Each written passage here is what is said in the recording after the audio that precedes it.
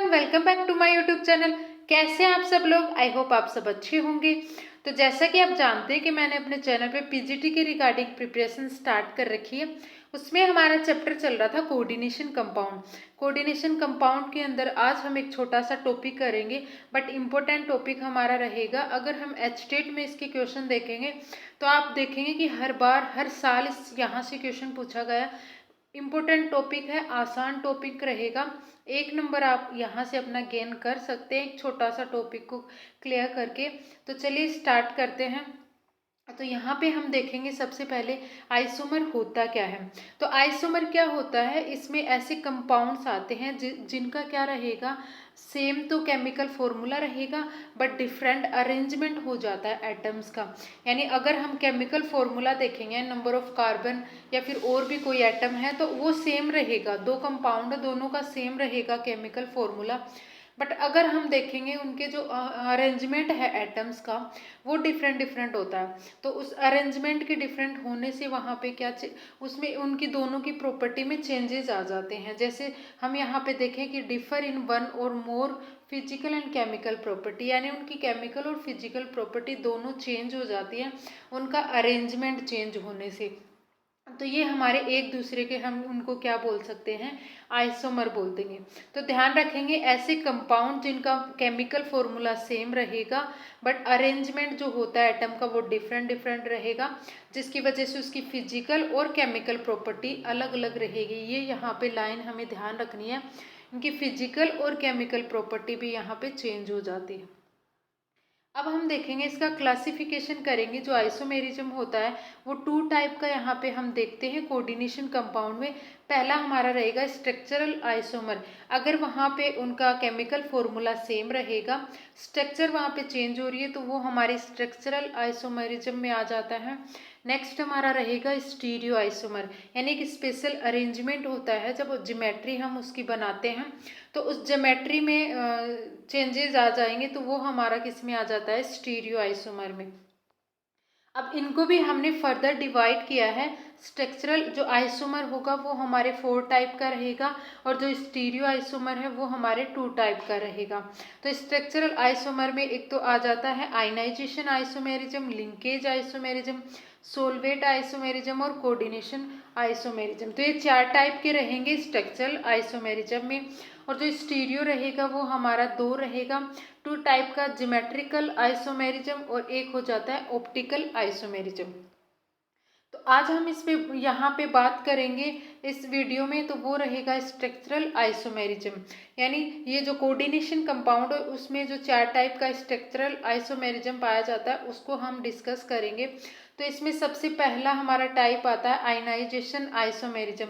Ions से हमें याद रखना है, आयंस यानी इसमें डिफरेंट डिफरेंट आयंस बनते हैं, तो उसी को हम क्या बोल देते हैं, आयनाइजेशन आइसोमेरिज्म। इसमें देखो क्या होता है कि produce different ions in solution, यानी जब दोनों कॉम्प्लेक्स कंपाउंड है हमारे, कॉम्प्लेक्स कंपाउंड को वाटर में डिजोल्व करेंगे या इनका सॉल्यूशन बनाते हैं, तब वहाँ पे हमें डिफरेंट डिफरेंट क्या मिलेंगे, आयंस मिलेंगे उस सॉल्यूशन में। तो इसका मतलब क्या रहेगा कि वहाँ पे कंपाउंड जो है हमारे, उनका केमिकल फॉर्मूला तो सेम है बट वो आयंस अलग अलग बना रहे हैं। इसका मतलब वो एक दूसरे के आइसोमर वहाँ पे प्रेजेंट है, एक सिंगल कंपाउंड हमारा प्रेजेंट नहीं है। एग्जाम्पल जो एनसीईआरटी में दे रखे हैं आप वो एग्जाम्पल ध्यान रख लेंगे, क्योंकि जब भी क्वेश्चन पूछा गया तो वह एनसीईआरटी में जो एग्जाम्पल दे रखे हैं लगभग वही पूछे जाते हैं। ये पूछा गया था 2021 में एचटेट के पेपर में, एज इट इज पूछा गया था कि ये जो एग्जाम्पल दे रखा था इसमें कौन सा आइसोमेरिज्म है।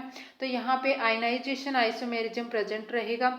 देखो इस ऊपर वाले में क्या रहेगा, बाहर की तरफ सल्फेट है, नीचे वाले में कंपाउंड हमारा सेम है, जो एटम है यहाँ पे उनके नंबर सेम है, लेकिन यहाँ पे इसके बाहर जो काउंटर आयन है वो हमारा ब्रोमीन है। यानी आयंस यहाँ पे डिफरेंट डिफरेंट है सॉल्यूशन में, तो इसीलिए इसका नाम क्या हो जाता है, आयनाइजेशन आइसोमेरिज्म। और ये भी ध्यान रखना, ये जो आयंस बदलते हैं ना, काउंटर आयंस यहाँ पे चेंजेस हो रहे हैं, तो उनकी वजह से इनके कलर भी चेंज हो जाते हैं। अगर बाहर की तरफ हमारा यह, अगर या सॉल्यूशन में ये सल्फेट आयन देगा तो इसका कलर कैसा आएगा, वॉयलेट कलर आएगा। और अगर ये सॉल्यूशन अगर हम इसका बना रहे हैं और उसमें ब्रोमीन आयन ये प्रोड्यूस कर रहा है तो इसका कलर कैसा हो जाता है, रेड कलर हो जाता है। इलेक्ट्रिकल यहाँ पे कंडक्टेंस अगर हम यहाँ पे देखेंगे तो जो जितना ज़्यादा आयंस प्रोड्यूस करेगा ना वो उतना ज़्यादा उसकी कंडक्टिविटी होगी।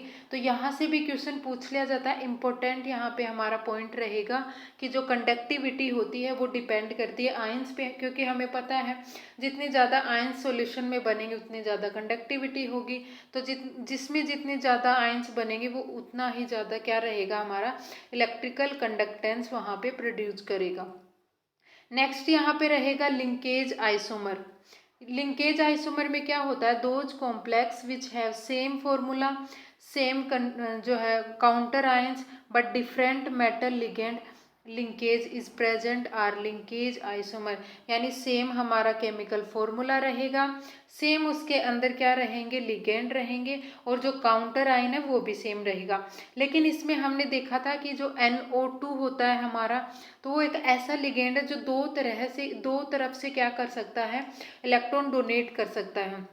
एक तो नाइट्रोजन के साथ वो बॉन्ड बना सकता है, एक वो ऑक्सीजन की तरफ से बॉन्ड बना सकता है। तो यानी लिंकेज यहाँ पे चेंज हो जाएगी, तो उसी को हम क्या बोल देते हैं, लिंकेज आइसोमर। यहाँ पे एग्जांपल दे रखा है, देखो यहाँ पे दो लिगेंड दे रखे हैं, अमोनिया और जो है NO2 है। तो यहाँ पे जो हमारा NO2 है वो कोबाल्ट के साथ, नाइट्रोजन के साथ बॉन्ड बना रहा है, और इसमें हम देखेंगे कोबाल्ट और ऑक्सीजन के बीच में यहाँ पे बॉन्ड बन रहा है। इसका मतलब क्या हुआ, लिंकेज जो है वो चेंज हो गया है। यहाँ पे लिंक जो है वो कोबाल्ट और नाइट्रोजन के बीच में है, यहाँ पे लिंक जो है वो कोबाल्ट और ऑक्सीजन के बीच में, और इसकी वजह से देखो इनकी कलर भी चेंज हो रही है, यानी इनकी प्रॉपर्टी जो है वो चेंज हो जाती है। तो इस टाइप के आइसोमर को हम बोल देंगे लिंकेज आइसोमर। अब यहाँ पे है सोलवेट, या फिर हम इसको हाइड्रेट बोल देंगे। हाइड्रेट मतलब वाटर, यानी इसमें क्या रहेगा कि जो वाटर के मॉलिक्यूल हैं वो डिफरेंट डिफरेंट रहेंगे, ये हमें ध्यान रखना है। देखो इसमें क्या रहेगा, it is a special case of ionisation isomer, यानी ये जो एग्जाम्पल ही है किसका, आयनाइजेशन आइसोमेरिज्म का। लेकिन एक स्पेशल केस होता है जिसमें क्या होता है, वाटर के मॉलिक्यूल जो है वो यहाँ पे डिफरेंट डिफरेंट रहेंगे। और इसमें क्या होता है, ये जो हमारा जो आइसोमेरिज्म डेवलप होता है तो वो किसकी वजह से होता है, number of water molecule inside a coordinate sphere. यानी जो कोऑर्डिनेट स्पेयर होता है हमारा, जो ब्रेक नहीं होता जब हम सॉल्यूशन बनाते हैं, तो उसमें नंबर ऑफ जो वाटर एटम रहेंगे हमारे वो डिफरेंट डिफरेंट प्रेजेंट हैं। उसी से क्या बनता है, यहाँ पे अलग अलग आइसोमर बनते हैं। जैसे हम यहाँ पे देख सकते हैं, तो 6 वाटर के मॉलिक्यूल हैं जो कि एज ए लिगेंड काम कर रहे हैं। तो यहाँ पे लेटिस में यानी बाहर की तरफ कोई भी वाटर का मॉलिक्यूल प्रेजेंट नहीं है। सेकंड हमारा एग्जाम्पल है, यहाँ पे देखो जितने भी एटम हैं वो सारे सेम हैं, लेकिन एक वाटर का जो एटम है वो बाहर चला गया, और लिगेंड के रूप में यहाँ पे 5 वाटर के जो है मॉलिक्यूल काम कर रहे हैं, और एक हमारा लैटिस के अंदर चला गया। इसी तरह से हम बात करेंगे नेक्स्ट एग्जाम्पल में, तो इसमें भी क्या है, इसमें देखो 4 यहाँ पे जो वाटर के मॉलिक्यूल है वो लिगेंड की तरह काम कर रहे हैं, एज ए लिगेंड बिहेव कर रहे हैं, और 2 यहाँ पे हमारे बाहर चले जाते हैं लेटिस के अंदर, 2 H2O। यानी यहाँ पे जो इसका ये जो कोऑर्डिनेशन स्पेयर है जो स्क्वायर ब्रैकेट के अंदर है, यहाँ पे डिफरेंट डिफरेंट वाटर के मॉलिक्यूल प्रेजेंट है। इसी वजह से यहाँ पे जो आइसोमेरिज्म डेवलप होता है उसको हम हाइड्रेट आइसोमेरिज्म बोल देते हैं।